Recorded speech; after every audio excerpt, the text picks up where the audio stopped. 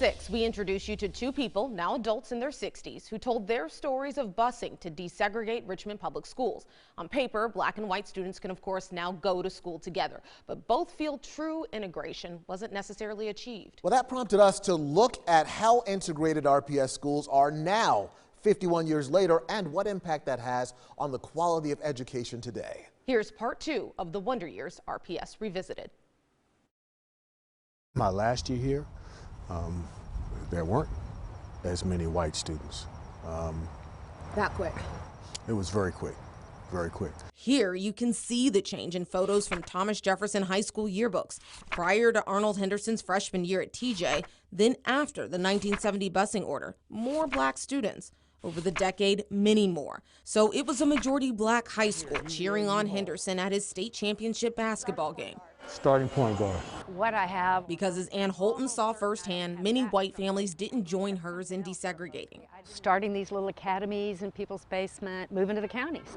Busing captured the idea that school desegregation was really about the rights of white families and students to choose their neighborhoods and schools, instead of thinking about protecting the constitutional rights of black and brown students. The right to an equally good education.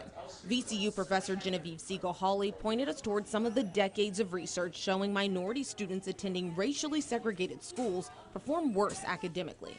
And yet for years, data showed RPS's white elementary students remained primarily concentrated in these 3 schools, minority students and all the rest. I mean, the facts are the facts. We are not a very integrated school system. In fact, we're one of the most segregated school systems in Virginia and in the country. The stats, 70% of RPS schools are highly segregated, less than 10% white, worse than 30 years ago.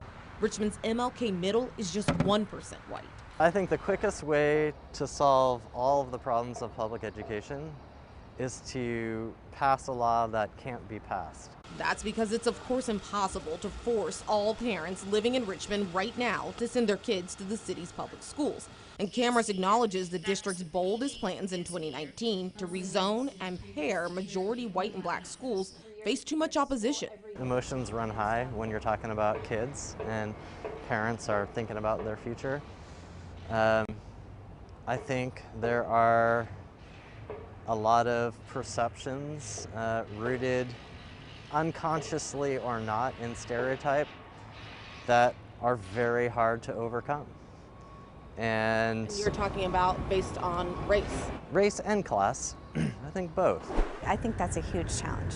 Siegel-Hawley says buy-in from the parents most able to leave is critical. Efforts like rezoning could push some to move their kids, leaving RPS with even fewer white and higher income students of all races, and thus fewer resources.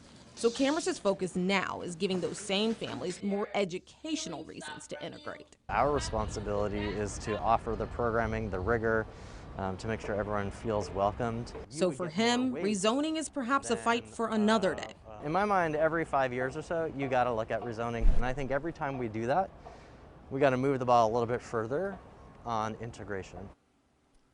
Now, although RPS's 2019 efforts did face opposition, they did successfully pair Fox and Cary elementary schools, which Cameras says are more diverse now. And he tells me they're currently working on changing the open admissions process from a lottery to weighted admission to help improve integration. You know, it seems like to say that it was a challenge then is one thing, but integration based on your research remains a challenge right now in 2021.